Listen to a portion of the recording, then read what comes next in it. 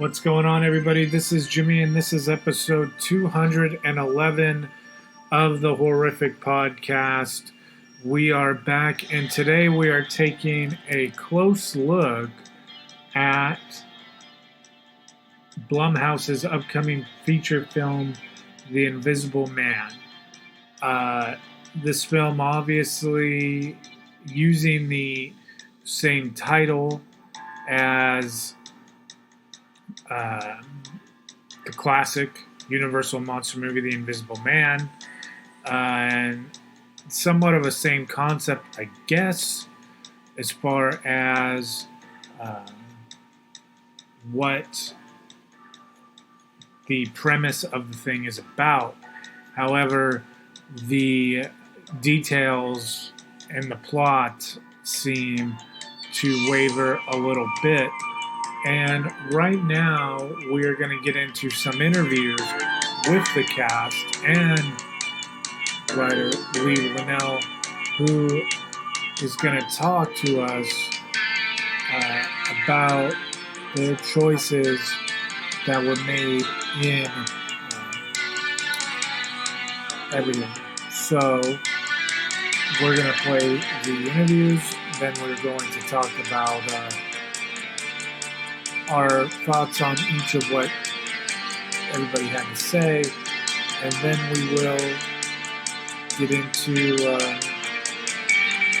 some clips and previews of this film along with our expectations of this film that is coming out in just a couple days. Lee, let's start off with how you came to the remake of The Invisible Man. So The Invisible Man was not a character that I was pursuing. Obviously, it's a character I was aware of.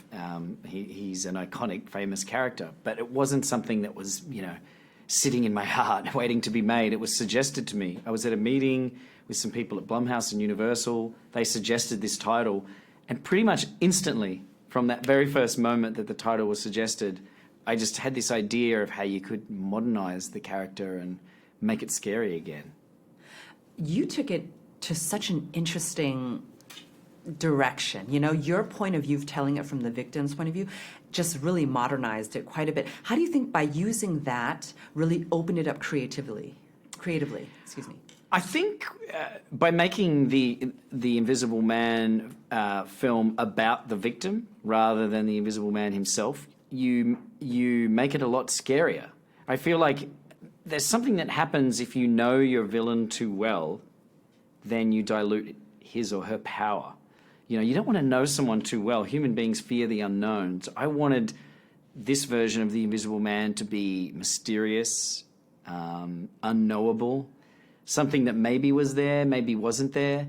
So to tell that story, I have to focus on his victim, so that the audience can live in the victim's shoes. And by telling that story in that way, I feel like you touched on a lot of relevant themes. Can you talk about that a little bit?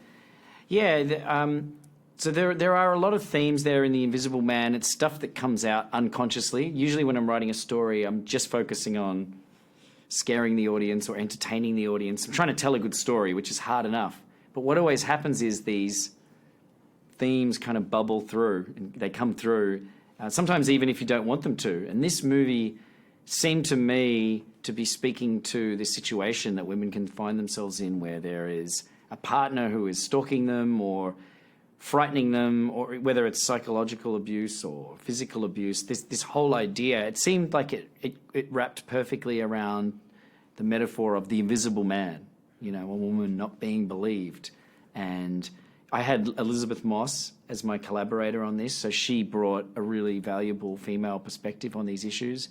And every day on the set, we would talk through the script, and I would welcome her insight into, what she would or wouldn't do in a certain situation. And that, I think, is the sort of unsung hero of the film, is Elizabeth's perspective on these issues, that she brought to me. Oh, that's incredible. And just watching her on screen is just phenomenal to see her transformation. Can you talk about working with her? Yeah, Elizabeth is obviously a hugely talented actress. Anyone who's watched TV in the last 10, 15 years knows what she's capable of. So it was a privilege to work with her, and I came to work with her with a lot of,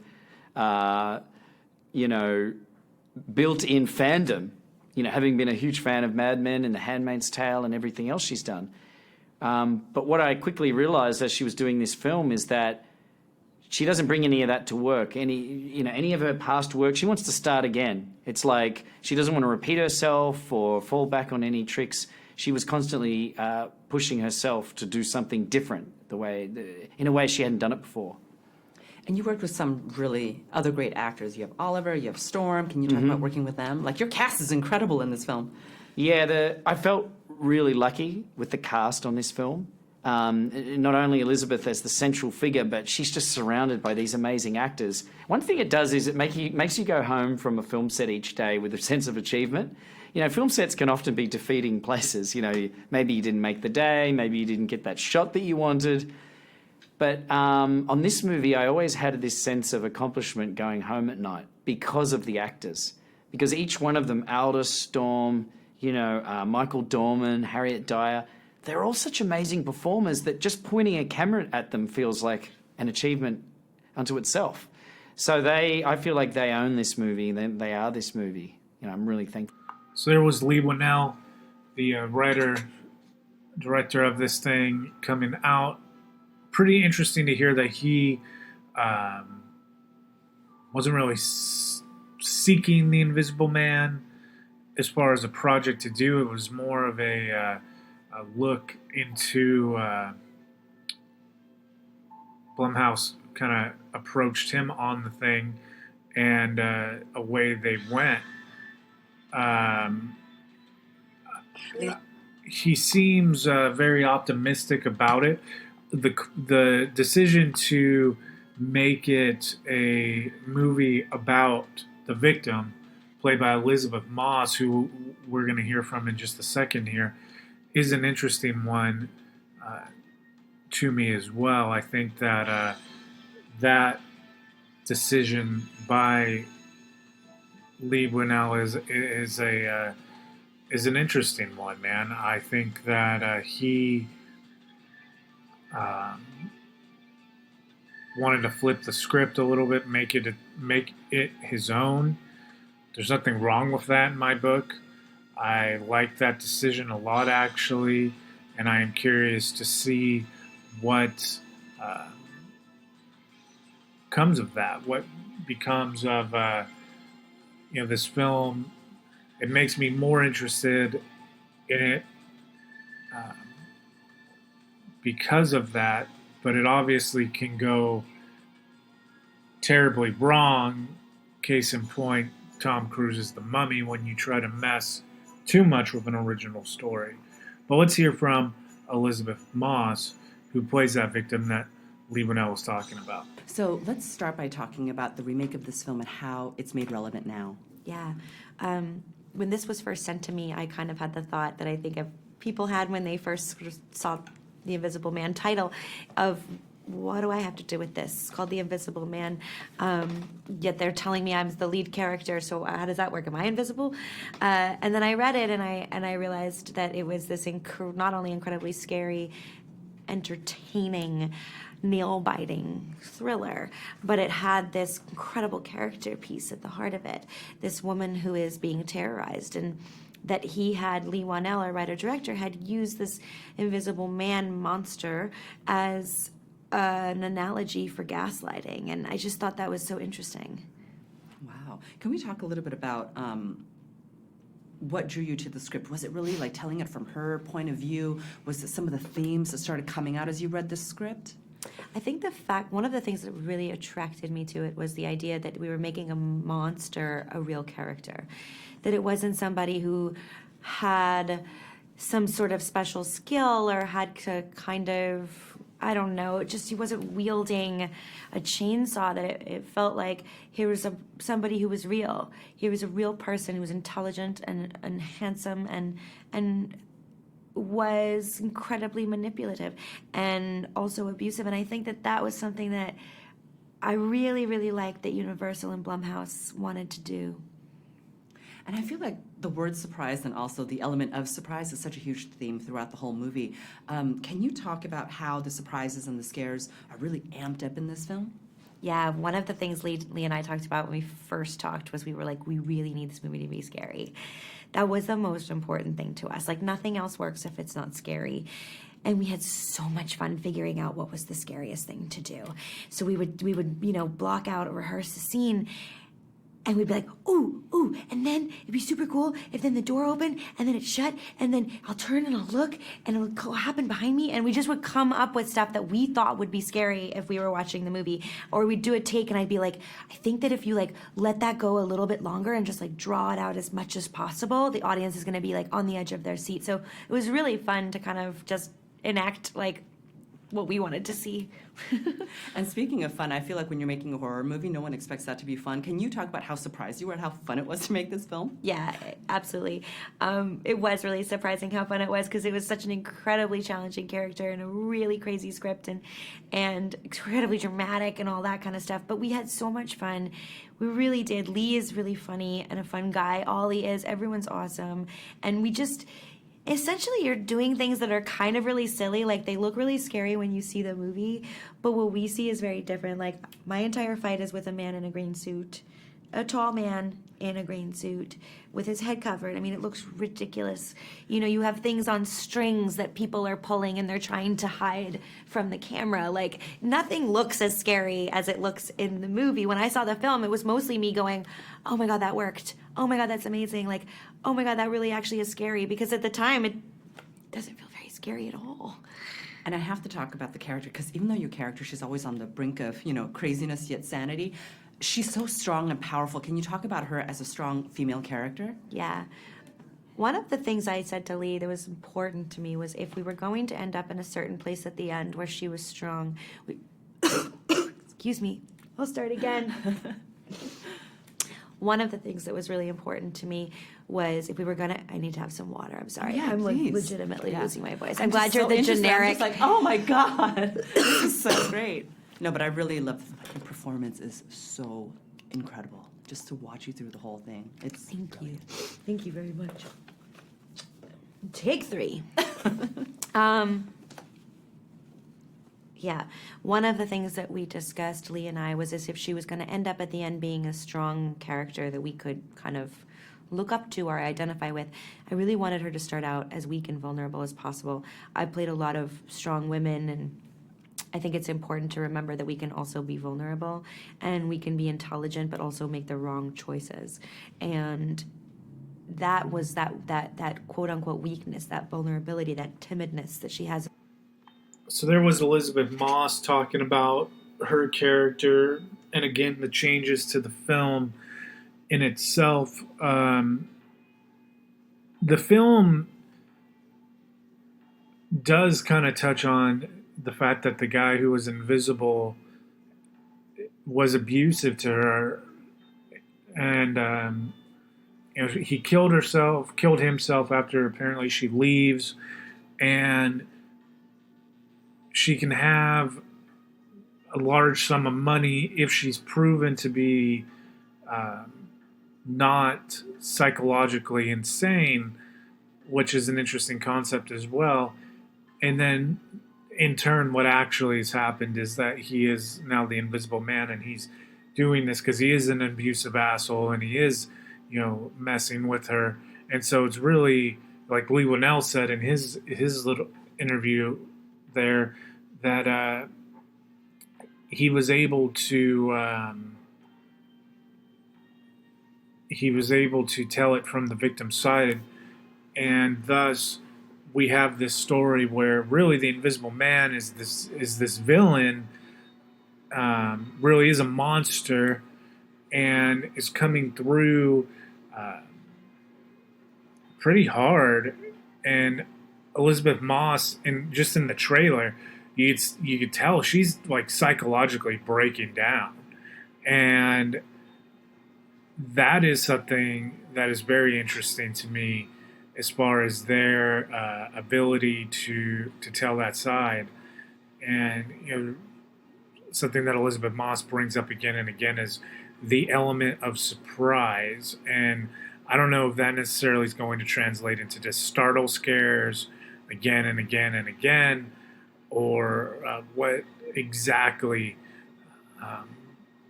they mean by that element of surprise, but I am interested in hearing that. So I'm excited for this one, man. I am pretty amped up to see what they do. The Invisible Man is played by Oliver Jackson Cohen. So let's hear what he has to say about his role in all of this madness. So, can you tell me, let's just start off by talking about how this classic monster movie is remade in a modern way.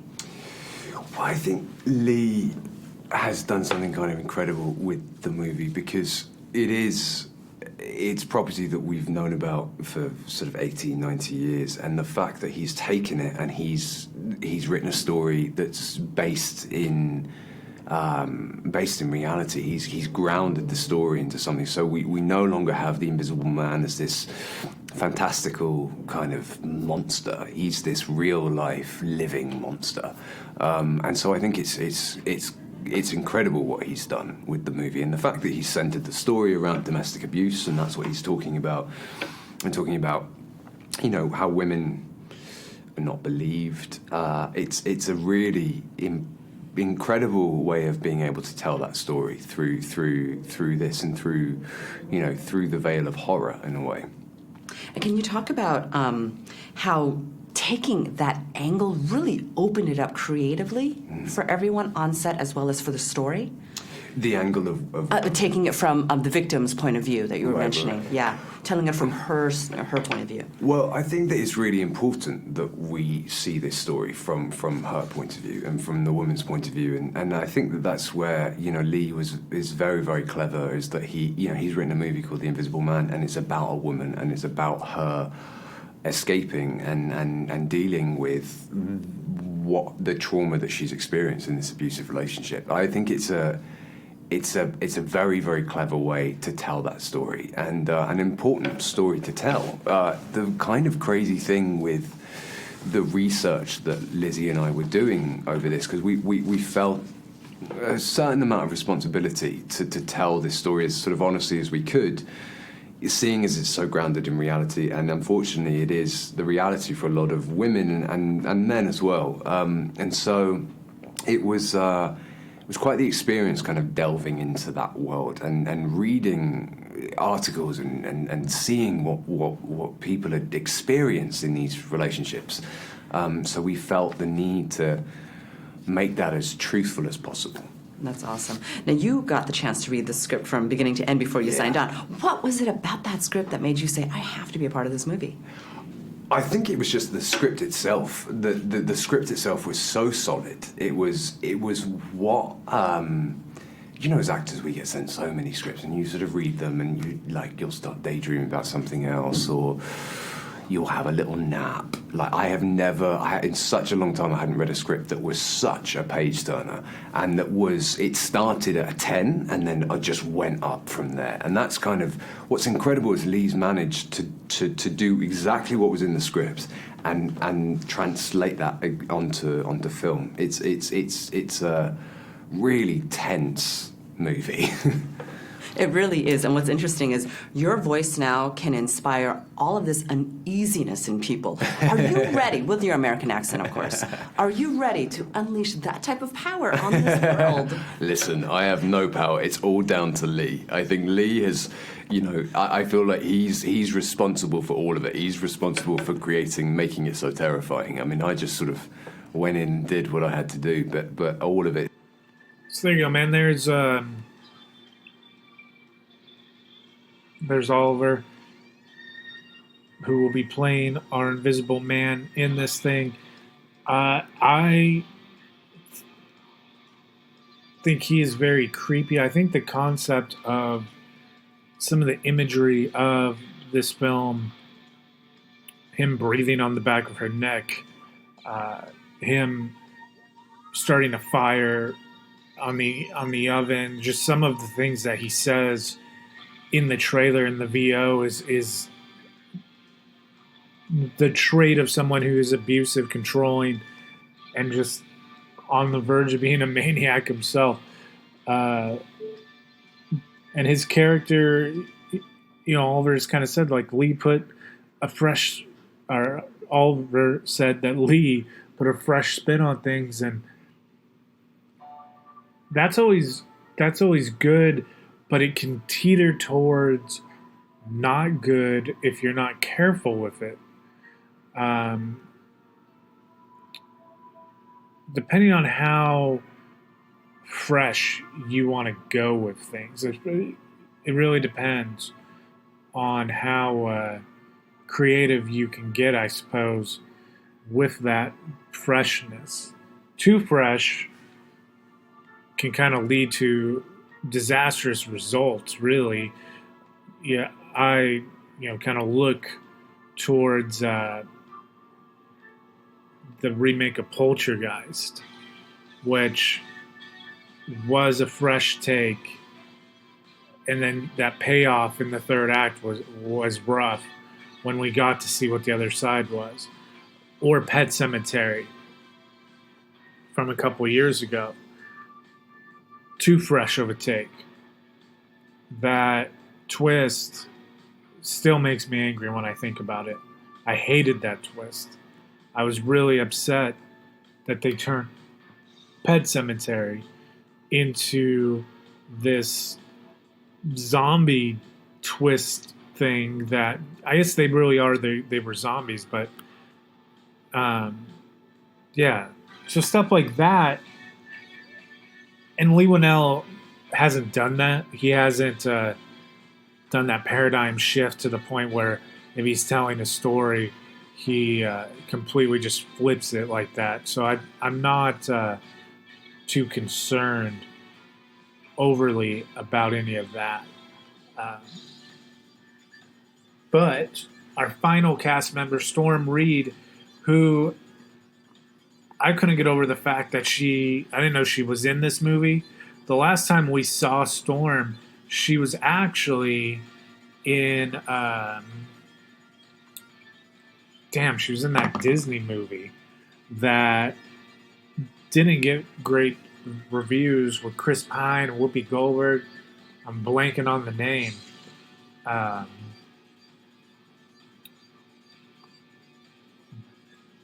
But yeah, Storm Reed is in this film. So let's hear from Storm here in just a second. So, Storm, let's start off by talking about how cool and fresh this film and this story idea is. Can you just talk about that a little bit? Yes. I'm so appreciative to, of course, being a cool and fun film that is scary and that will have you on the edge of your seat, but we're also having relevant conversations and things that need to be addressed. So I think it's important, and I'm grateful to be a part of it. Well, let's talk about the relevancy. Like, it's a really relevant yet really modern take on this classic monster movie. Can you just expand on that a bit more? Yes. Well, The Invisible Man is a huge universal monster movie that people have loved for so many years, but I don't think we try to alter it in any way, but just reinvent it to where there's a woman at the center of the film who has been emotionally, physically, and she's endured all of the abuse that you can imagine, but she realizes that at this moment in time she is weak, but that she could also be strong and really step outside of herself to save her own life, and I feel like that's beautiful. Yeah, it really is. And the story is told so incredibly well with so much tension. So I feel like it's horror, but it's also a really wild psychological thriller. So can you touch on those two?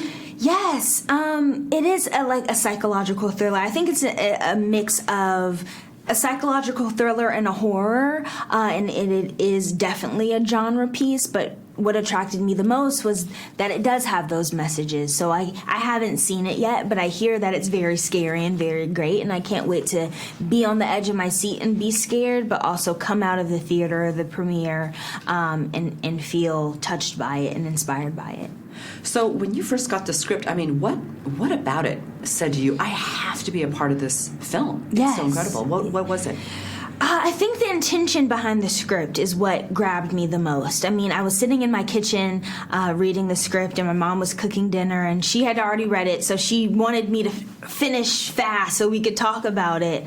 But it was a very fun script, but I love that it did have the intention, and I tried to choose my projects very strategically, and I have the luxury of not just being a part of a project just to be a part of it, and I'm glad to be a part of it. That's awesome. And your character is so fantastic, but you and Elizabeth just have fantastic chemistry on camera. Can you talk about working with her? Yes, working with Elizabeth was amazing. I mean, she's an incredible actress, but also an incredible person, and she's so sweet and so down to earth and has the best sense of humor. So to be able to be doing these tough scenes with her on camera, and then when Lee called cut for us all to come together and have fun and laugh and have intellectual conversations, and then conversations about food and fashion. I think that's what really made our bond special, and I'm glad that translated on screen. And I'm sure that this movie, you know, it had its challenges with all of the stunts and all of the night work and this and that. Yes. But were you surprised by how much fun you had shooting a horror and psychological thriller? Yes, I was super surprised about how much fun we had, because like when you're filming a scary movie or a psychological thriller, I think people expect you to be walking on eggshells, but I think the bonds that I mentioned before that we created made the set and the environment super duper comfortable. So we'd be in distress one minute and then be laughing the next. So I think it was a good balance.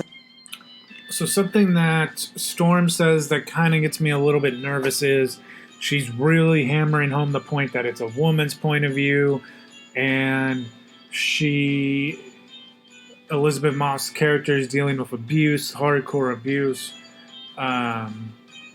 Storm also mentions not multiple, but it's kind of like a key point in the interview that this film is reinventing the story, not trying to do a copy of it. That's what you did with The Mummy, man. You tried to reinvent The Mummy, and you put a female in the limelight. And let me be very, very, very clear here. I'm not mad about a female in the limelight or a female being the focal point of a horror film. For God's sakes, horror films have had female actresses, women, as the focal point for the majority of horror films. The term is not scream queen or scream king, it's scream queen for that reason. So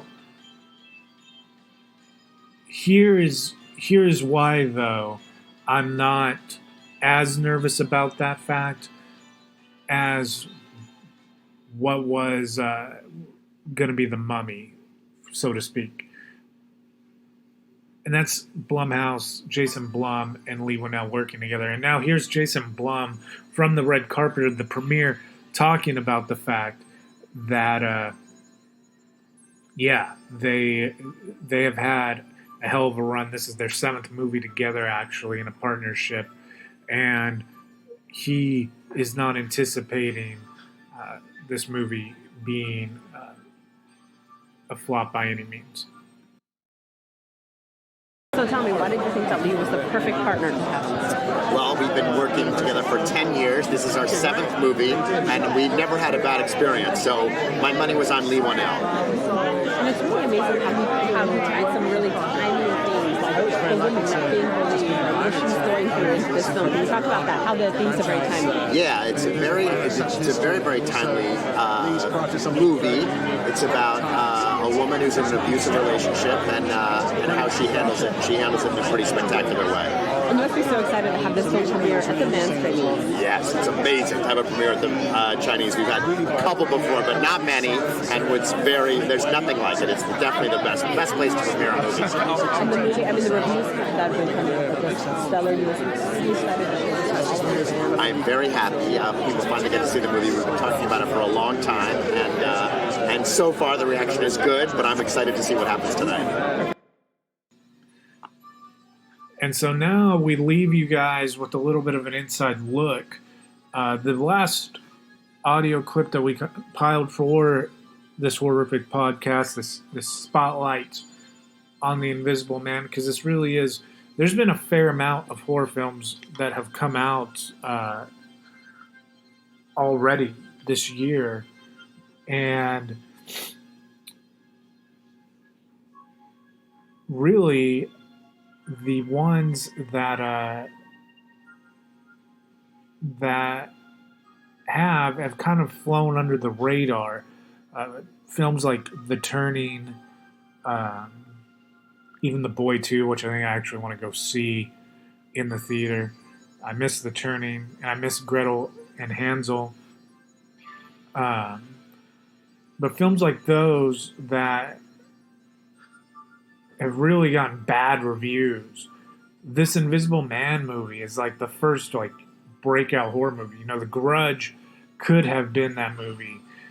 I really was disappointed in that one. I've voiced my opinion pretty heavily on this show. But this clip here, Storm Reed does a little bit of a dialogue read from the screenplay, and then we have some exclusive clips that you can actually watch right now on our Facebook and YouTube channels if you want. But we're going to include the audio of those right here for you. So, here is that. Sydney's bedroom, James's house, day.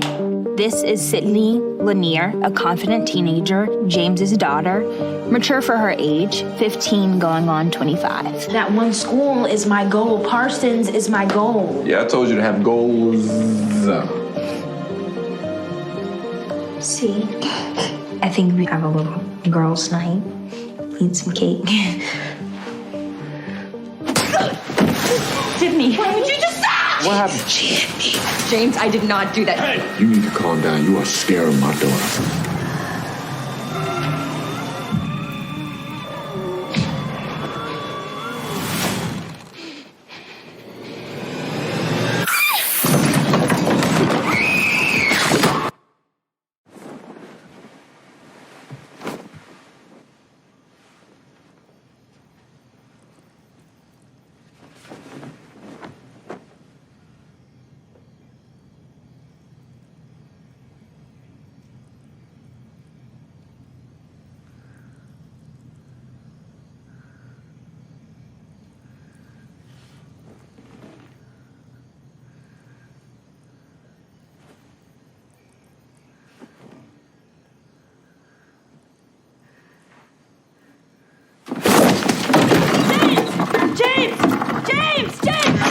Yeah, what happened? What happened? What? I saw some things right there. They're right there. There were footprints. I saw it. You saw footprints? Yes, I saw on the sheets. I saw it right there. I saw them. On the sheet. I saw it. There's someone in here. There was someone in here. Sid, put that stupid thing on. You're the one who bought it for me. Who you gonna spray? Who? James, I saw it. I swear. Hey, see, Adrian will haunt you if you let him. Don't let him.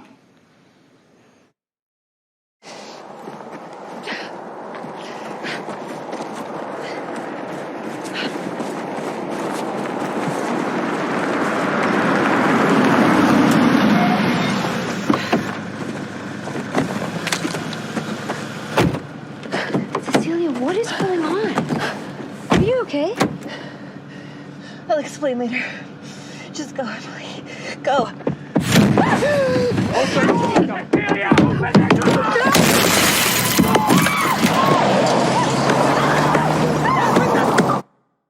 You know what I think we need?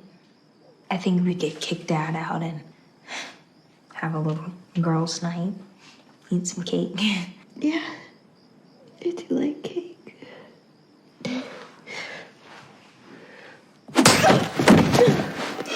Oh my God.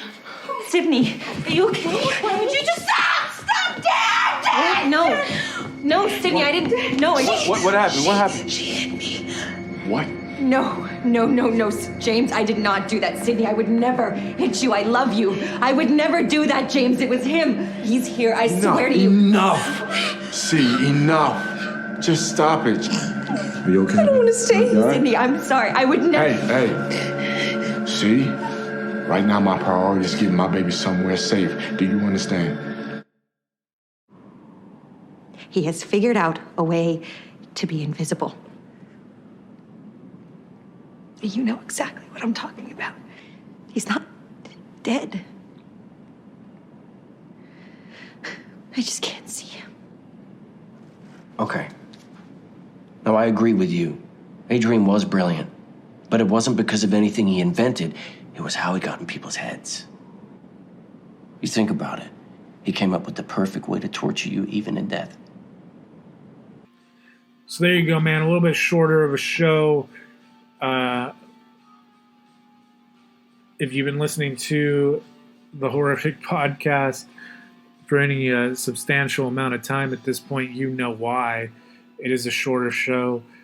Been very busy wrapping up film school, getting ready to graduate, and these kind of shows are the kind of shows that you can expect.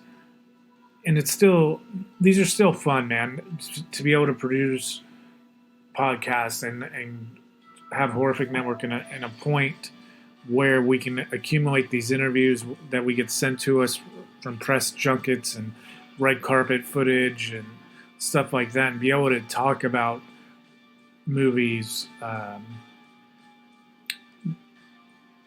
like The Invisible Man, to get excited to see them is what it's also all about. So I'm excited to see The Invisible Man. Next week, I actually think will kind of be a show similar, but will be a kind of a culmination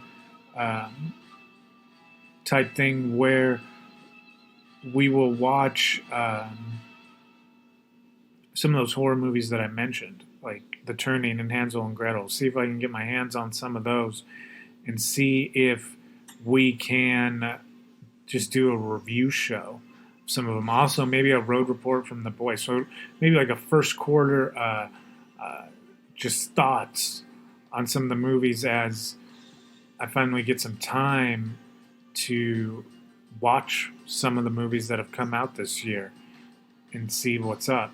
Tomorrow will be a report from our trip to LA on the Nerdageddon show, so get ready for that. We will talk about all things that have been going on with Disney, Star Wars Galaxy's Edge, LA in general, stuff like that. So back-to-back podcasts this week. And yeah, stay tuned for more. Hope to see you guys there. Thanks for listening. Stay spooky, everybody.